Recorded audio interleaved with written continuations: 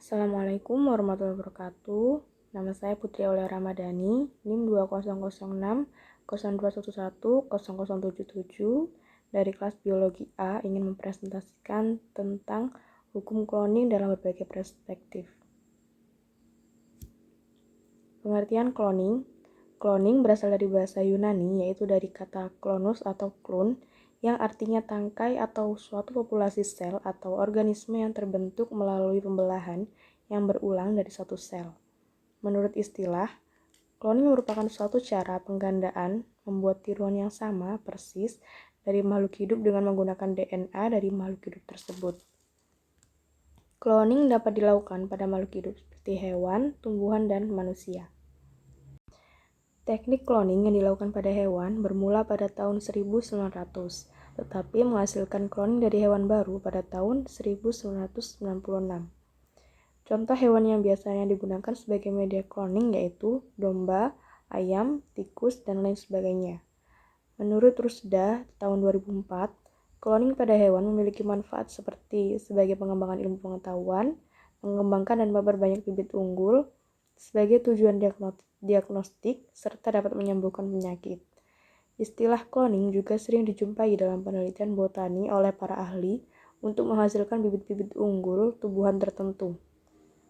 Tetapi, teknik kloning ini memiliki banyak pro dan kontra ketika media yang digunakan adalah manusia. Hukum kloning dalam berbagai perspektif. Pengkloningan pada hewan dilakukan dengan tujuan sebagai alternatif untuk melestarikan hewan langka, sehingga keberadaan hewan langka masih bisa terus dipertahankan. Teknik kloning pada hewan, selain untuk memperbanyak bibit unggul, juga dapat membantu menumbuhkan spesies baru yang bebas penyakit. Tetapi, di samping itu, teknik kloning pada hewan juga memiliki dampak negatif, seperti dapat menyebabkan spesies baru bersifat monoton, tidak memiliki ciri khas karena DNA, sifat, dan fisik hasil kloning sama persis dengan induknya.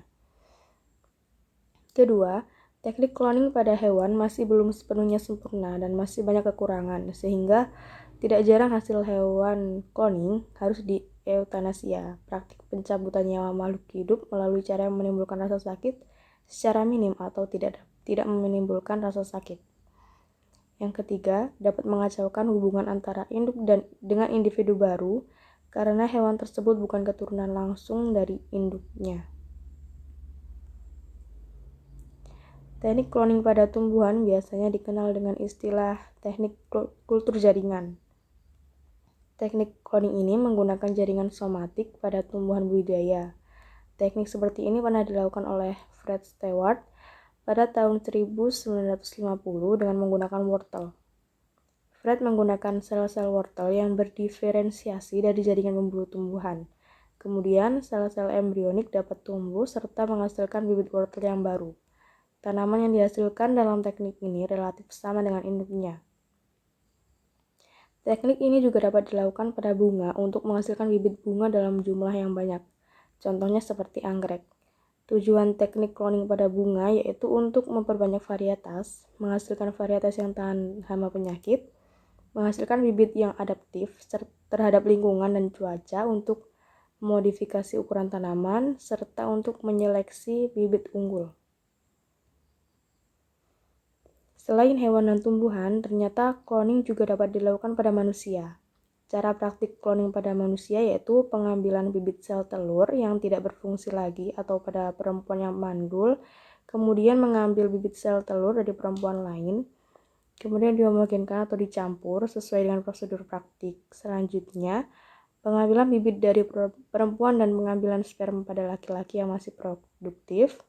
Setelah praktik tersebut berhasil dengan sempurna, maka tinggal menunggu hasilnya. Dari berbagai pertimbangan hukum, para ulama fikih secara tegas menolak mengenai praktik kloning pada manusia. Hal ini dikarenakan timbulnya kekhawatiran akan tingginya tingkat mutasi atau perubahan genetik pada manusia sehingga dapat menimbulkan efek buruk. Selain itu, menurut sudut pandang usul fikih bahwa segala sesuatu itu lebih banyak mudaratnya atau sesuatu yang tidak menguntungkan daripada manfaatnya, maka lebih baik ditolak. Menurut terminologi fikih, kloning manusia memicu berbagai pertanyaan seperti bolehkah kloning dengan menggunakan DNA suami yang sah? Bolehkah perempuan mengkloning DNA-nya sendiri? Dan pertanyaan lain sebagainya. Dalam kloning, seseorang dapat memiliki anak tanpa adanya suami atau istri karena tinggal memesan sel telur yang telah direkayasa, kemudian dititipkan ke rahim perempuan sampai melahirkan. Dengan demikian, bagaimana jadinya institusi perkawinan yang sudah diatur sebaik mungkin dalam undang-undang hukum Islam? Bagaimana dengan konsep-konsep dalam Islam seperti muhrim, wali, nasab, waris, dan kekeluargaan? Hukum kloning dalam pandangan Islam. Dalam Islam, Allah tidak pernah melarang kepada hambanya untuk melakukan penelitian mengenai ciptaannya. Agama Islam bahkan mendorong manusia untuk melakukan hal itu dengan tujuan mendekatkan diri kepada Allah. Seperti pada Al-Quran, surat Al-Imran ayat 190 dan 191 yang berbunyi, Inna fi khalqis samawati wal ardi wa ikhtilafil laili wan nahar la ayatil liulil albab. Alladzina yadzakkaruna Allah qiyaman wa qu'udan wa ala junubihim wa yatafakkaruna fi khalqis samawati wal ard. Rabbana ma khalaqta hadza batila subhanaka faqina adzabannar. Artinya, sesungguhnya dalam penciptaan langit dan bumi dan silih bergantinya malam dan siang terdapat tanda-tanda bagi orang-orang yang berakal, yaitu orang-orang yang mengingat Allah sambil berdiri atau duduk atau dalam keadaan berbaring. Mereka memikirkan tentang penciptaan langit dan bumi seraya berkata, Ya Tuhan kami, tiadalah Engkau menciptakan ini dengan sia-sia. Maha suci Engkau, maka peliharalah kami dari siksa neraka. Dari potongan ayat tersebut, kita dapat mengetahui bahwa sebagai manusia yang taat kepada Allah, dianjurkan untuk mempelajari tentang ciptaannya. Allah menciptakan alam semesta ini tidak sia-sia karena banyak manfaat yang akan didapat dengan mempelajarinya dengan cermat dan bijak. Seperti contohnya kloning hewan dan tumbuhan. Adanya penelitian tersebut tidak lain adalah untuk mengenal lebih luas lagi tentang ciptaan Allah. Serta ketika melakukan penelitian tersebut, hendaklah disertakan niat untuk mendekatkan diri kepada Allah. Karena kembali lagi bahwa segala ilmu yang didapatkan manusia itu bersumber dari Allah. Allah memberikan manusia akal untuk dapat berpikir serta memberikan ilmu kepada manusia yang mau belajar mengenai ciptaannya. Dalam Islam, meskipun hewan sering dijadikan sebagai hewan percobaan, tetapi agama tetap menganjurkan untuk memperlakukan hewan dengan baik. Seperti yang kita ketahui dalam dunia kedokteran, apabila hendak melalui suatu tes obat-obatan, mereka akan melakukannya kepada hewan percobaan dahulu, dan ketika dirasa baik bagi hewan tersebut, maka obat tersebut dapat dikonsumsi oleh manusia. Jadi, meskipun hewan dijadikan sebagai percobaan dalam sebuah penelitian, hendaknya kita juga harus berbuat baik dan merawat hewan tersebut seperti memberi makan, minum, tidak menyiksanya, dan lain sebagainya. Seperti pada sabda Rasulullah SAW, yaitu barang siapa menyayangi meskipun terhadap hewan sembelihan, niscaya Allah akan merahmatinya pada hari kiamat. Hadis riwayat Bukhari. Serta setiap air yang diberikan kepada hewan hidup untuk minumnya mendatangkan pahala. Hadis riwayat Bukhari dan Muslim. Tidak hanya pada hewan, manusia juga dianjurkan untuk merawat tumbuhan, karena tumbuhan merupakan suatu hal yang harus dijaga. Di lain sebagai bahan penelitian, tumbuhan juga merupakan salah satu bahan pangan untuk manusia dalam kehidupan sehari-hari. Apabila tumbuhan tidak ada, maka akan terjadi banyak musibah serta seperti penyakit, karena dapat kita ketahui bahwa tumbuhan pun dapat menyembuhkan sebagian besar penyakit. Seperti pada sabda Rasulullah SAW yang berbunyi, sesungguhnya pada jintan hitam itu terdapat obat untuk segala macam penyakit kecuali kematian. Hadis riwayat Abu Hurairah radhiyallahu anhu. Penelitian yang dilakukan pada tumbuhan ini juga memiliki banyak manfaat yang sudah dijelaskan sebelumnya. Selain itu, juga hendaknya kita juga tidak lupa untuk meniatkan penelitian pada tumbuhan ini untuk mendekatkan diri kepada Allah. Allah menciptakan tumbuhan dengan susunan yang mendetail yang tidak pernah bisa terbayangkan oleh manusia. Kita sebagai manusia seharusnya bersyukur atas segala ilmu yang telah diberikan Allah melalui ciptaannya. Selanjutnya, kloning pada manusia. Para ulama banyak yang menentang adanya cloning pada manusia. Ulama fikih bersepakat bahwa cloning pada manusia ini tidak boleh dilakukan, tentu saja setelah memperhatikan dalil-dalil pada Al-Quran, seperti wala udillannahum wala umanniyannahum wala amurannahum falyubattikunna adhanal an'ami wala amurannahum falyughayyirunna khalqallahi yattakhidhi syaitana waliyam min dunillahi faqad khasira khusranan mubina. Artinya, dan pasti akan kusesatkan mereka, dan akan kubangkitkan angan-angan kosong pada mereka, dan akan kusuruh mereka memotong telinga-telinga binatang ternak. Lalu mereka benar-benar memotongnya, dan akan aku suruh mereka mengubah ciptaan Allah, lalu mereka benar-benar mengubahnya.